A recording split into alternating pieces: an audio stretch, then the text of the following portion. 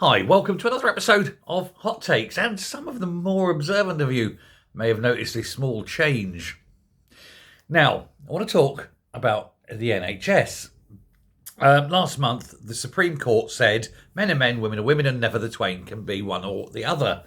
And this has had a major repercussion in the NHS. For one thing, now they are forced by law to ensure that people who dress in skirts, who are men, must go into the male ward. They're no longer allowed into a female ward, and they must use male toilets and etc. One of the big problems, though, is that they have trans people issuing out services, be they medical, clinical, or administrative, and they too now have to be classed as the sex they are, not the gender they would like to be. All these autogynephiles now have to accept that they're men, and they don't like it.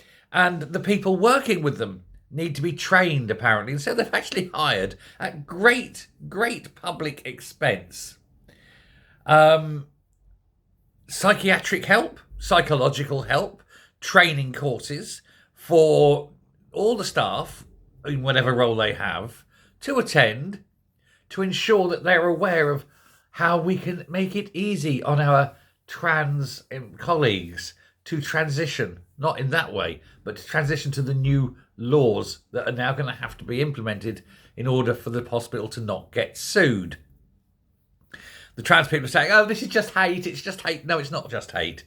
The hate is forcing a man in a skirt to pretend to be a woman and to deal with sometimes intimate medical matters with a woman. Not ideal, things like that. Having female nurses exposed to men in changing rooms, having men exposing themselves to women in changing rooms, and so forth. This is what's not acceptable.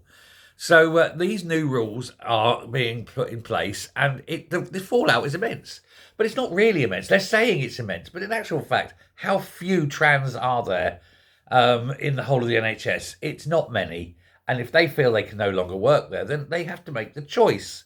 No one's forcing them. It's not servitude. It's not slavery. If you don't like working there, find another job. Find somewhere that will accept you for what you are. Or on the other hand, just accept reality and just say, look, I'm a bloke in a skirt. I like wearing a skirt. I like the sense of freedom. I like my cock swinging in the wind as I pretend to be called Susan. And there you go. Because 99% of trans women, men in skirts, are actually straight men with a fetish. What can you do? They're not gender dysphoric. Gender dysphoria is such a rare thing. It's just why this sudden explosion in this. It's because they think they can get away with it. Well, there you go. They can do it like I don't care if someone wants to put on a skirt, some high heels, and tootle off down the high street, swinging a handbag. I don't care. I've seen Dick Emery. I know what it looks like. Anyway, let me know what you think. Thanks very much. Goodbye.